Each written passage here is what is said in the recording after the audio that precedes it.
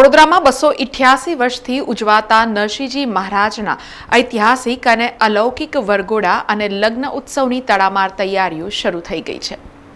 સંસ્કારી નગરી વડોદરામાં 288 વર્ષથી ભગવાન નરસિંહજીના વરઘોડા મહોત્સવ અને લગ્ન ઉત્સવની ધામધૂમપૂર્વક ઉજવણી કરવામાં આવે છે। અદ્ભુત ઐતિહાસિક અને અલૌકિક વરઘોડા મહોત્સવનું આ વર્ષે પણ દેવ દિવાળીએ આયોજન કરવામાં આવ્યું છે। આવતીકાલ 11 ઠાકોરજીના તુલસીજી સાથે વિવાહ સંપન્ન થયા બાદ નરસિંહજીના વરઘોડા મહોત્સવની શરૂઆત થઈ જશે। આ શુભ પ્રસંગને લઈને તડામાર તૈયારીઓ શરૂ કરી દેવાઈ છે। મંદિર ખાતે સુશોભન, રંગરોગાન અને રોશની થઈ રહી છે, તો એ જ પ્રકારે તુલસીવાડી ખાતે સાફ સફાઈ હાથ ધરવામાં આવી છે। વડોદરા મહાનગરપાલિકા તંત્ર દ્વારા પણ જે રૂટ પરથી વરઘોડો પસાર થવાનો છે ત્યાં ડામર પાથરીને પેચવર્ક શરૂ કરવામાં આવ્યું છે।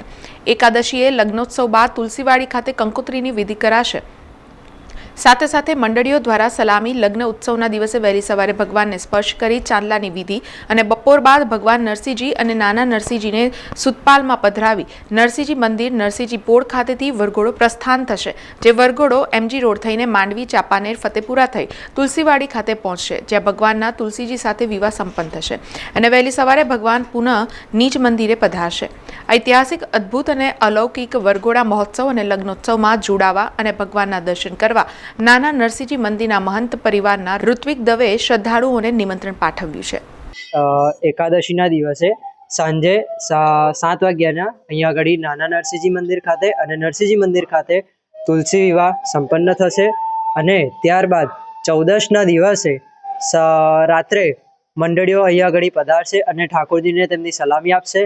સલામી આપ્યા બાદ 15 તારીખે સવારે 9 વાગે ક્રમવિધિ સહિત ઠાકોરજીને ચાંદલા વિધિ થશે અને ચાંદલા વિધિ થયા બાદ સાંજે 5 વાગે ઠાકોરજીને અહીંયા નાના નરસિંહજી ભગવાનને ત્યાં સુતપાલમાં પધરાવવામાં આવશે અને ત્યારબાદ ત્યાંથી પાલખી નીકળીને તુલસીવાડી જશે અને તુલસીવાડી તેમનો વિવાહ સંપન્ન કરીને સવારે 7 વાગે મંદિરે પાછા પધારશે। સમાચારોના સતત અપડેટ માટે TNN ન્યૂઝને YouTube પર સબસ્ક્રાઇબ કરી બેલ આઇકોન પ્રેસ કરો અને અમારી સાથે જોડાયેલા રહો Facebook, Instagram અને Twitter ઉપર।